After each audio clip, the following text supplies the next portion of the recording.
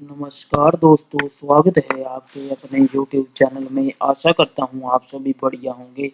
तो हम आज बात करेंगे कि एक प्रश्न जो हर ITI स्टूडेंट के मन में होता है कि अप्रेंटिसशिप क्या होती है और हमें अप्रेंटिसशिप करनी चाहिए या नहीं करनी चाहिए, और अगर करनी चाहिए तो कहाँ से करनी चाहिए। इन सभी प्रश्नों के जवाब हम आपको इस वीडियो में देंगे। अगर आप हमारे चैनल पर नए हैं तो प्लीज चैनल को सब्सक्राइब कर लें। तो शुरू करते हैं आज की वीडियो। अप्रेंटिसशिप क्या होती है? What is apprenticeship? अप्रेंटिसशिप किसी भी इंडस्ट्री में दिया जाने वाला एक प्रशिक्षण है। अप्रेंटिसशिप ट्रेनिंग का एक निश्चित पाठ्यक्रम होता है एवं ट्रेनिंग के बाद उसका एग्जाम भी होता है। नंबर 3 पे पॉइंट है, अप्रेंटिसशिप ट्रेनिंग सफलतापूर्वक पूर्ण करने पर ट्रेनी जो स्टूडेंट होता है उसको नेशनल ट्रेड अप्रेंटिसशिप सर्टिफिकेट प्रदान किया जाता है। अप्रेंटिसशिप एक ड्यूल सिस्टम ट्रेनिंग प्रोग्राम है। अप्रेंटिसशिप ट्रेनिंग के दो मुख्य भाग होते हैं। कौन कौन से होते हैं? Basic training and on job training. इसमें आपको ट्रेनिंग दी जाती है। अप्रेंटिसशिप ट्रेनिंग का 20 से 25% भाग बेसिक ट्रेनिंग का होता है, जिसमें ट्रेड से संबंधित थ्योरी एवं प्रैक्टिकल ट्रेनिंग दी जाती है। अप्रेंटिसशिप ट्रेनिंग का 75% से 80% भाग ऑन जॉब ट्रेनिंग का होता है, जिसमें ट्रेनी इंडस्ट्री में वास्तविक कार्य करते हैं हुए प्रशिक्षण प्राप्त करते हैं। सभी स्टूडेंट के मन में एक क्वेश्चन होता है, क्या अप्रेंटिसशिप करनी चाहिए या नहीं करनी चाहिए?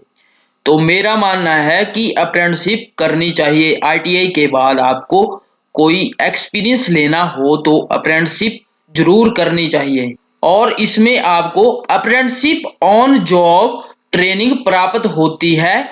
और अप्रेंटिसशिप के दौरान कम से कम आपको 8,000 प्रति माह स्टाइफंड भी मिलता है, और कई कंपनियां अलग अलग स्टाइफंड निर्धारित किया होता है। कोई अच्छी कंपनियां होती है वो कई बार 18,000 से 25,000 के बीच में भी रखा होता है।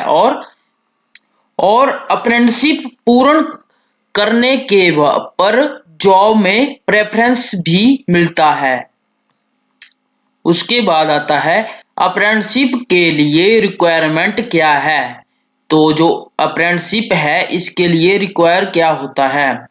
अप्रेंटिसशिप के लिए आवेदन करते समय आवेदक की न्यूनतम आयु कम से कम 14 वर्ष होनी चाहिए, और रेलवे में 15 वर्ष है निर्धारित की हुई।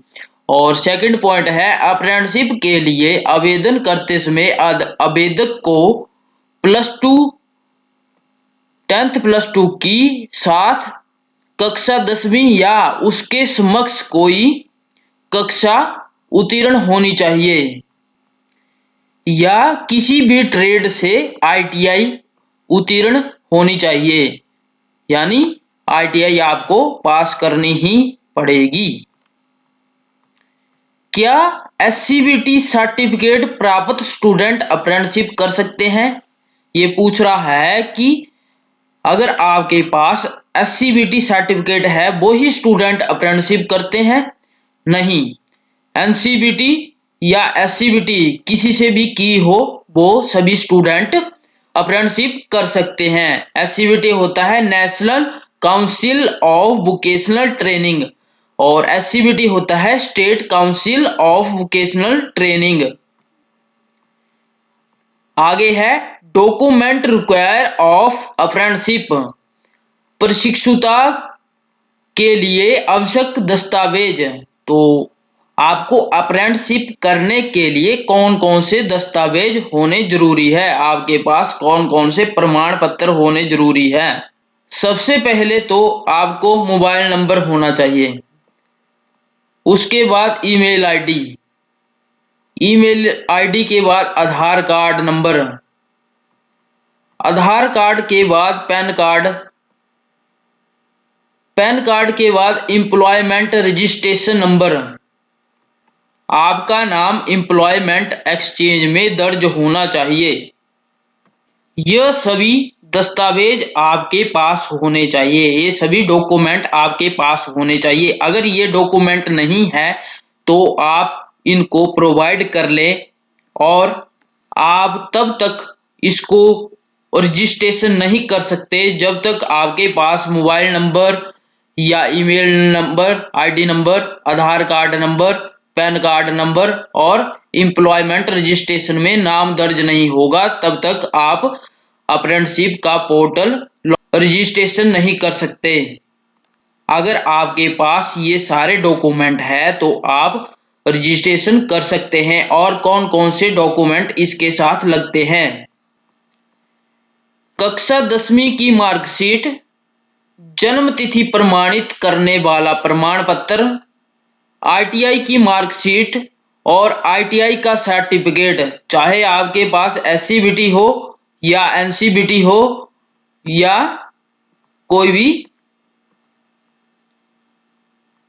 सर्टिफिकेट हो, चाहे वो एनसीबीटी का हो या एससीबीटी का। उसके बाद caste certificate, EWS certificate, disability certificate और ईटीसी कोई भी। आगे है selection process of apprenticeship, apprenticeship के लिए चयन प्रक्रिया क्या होती है? सबसे पहले तो आपको जो ये आईडी दिखाई दे रही है इस पे लॉगिन करना है और अपना रजिस्ट्रेशन पोर्टल को अपलोड करना है, पोर्टल पर अपना रजिस्ट्रेशन कर लेना है। उसके बाद आपको एक रजिस्ट्रेशन नंबर मिलता है और आप किसी भी अप्रेंटिसशिप ट्रेनिंग जिसमें आप अप्रेंटिसशिप करना चाहते हैं उस पे उसको लॉगिन करके आप उसको भर सकते हैं, जिस कंपनी या किसी इंडस्ट्री में आप अप्रेंटिसशिप करना चाहते हैं। अप्रेंटिसशिप कंपनियों द्वारा अप्रेंटिसशिप पोर्टल के माध्यम से कैंडिडेट को अप्रेंटिसशिप के लिए ऑफर प्रदान करता है और कैंडिडेट के द्वारा अप्रेंटिसशिप पोर्टल पर कंपनियों को सर्च करना। उसके बाद कंपनियों द्वारा नोटिफिकेशन जारी करके अप्रेंटिसशिप के लिए आवेदन प्राप्त करना एवं प्राप्त आवेदनों के आधार पर मेरिट सूची जारी करके अप्रेंटिसशिप के लिए कैंडिडेट का चयन करना। उसके बाद कैंपस सिलेक्शन के द्वारा कैंडिडेट का चयन करना। जो बच्चे अभी पास आउट हुए हैं जिसको आगे सीटीआई करनी है तो मेरा मानना है पहले आप अप्रेंटिसशिप कर लें, उससे आपको इंडस्ट्री का ज्ञान प्राप्त हो जाएगा और आपको आगे कोई भी परेशानी नहीं होगी। आईटीआई में क्या होता है कि किसी भी प्रैक्टिकल करवाने के लिए कोई ज़्यादा इंस्ट्रूमेंट नहीं होते हैं। जब हम प्रैक्टिकल किसी चीज़ को करते हैं वो हमें ज़्यादा बेनिफिट देती है और इस प्रकार से अप्रेंटिसशिप करनी जरूरी है। और अप्रेंटिसशिप के लिए जो जो डॉक्यूमेंट बताए हैं उनको ध्यानपूर्वक बना लेना है या उसको प्रोवाइड कर लेना है। आशा करता हूं आपको वीडियो पसंद आई होगी। अगर वीडियो पसंद आई है तो प्लीज लाइक करें, चैनल पर नए हैं तो प्लीज चैनल को सब्सक्राइब कर लें। धन्यवाद।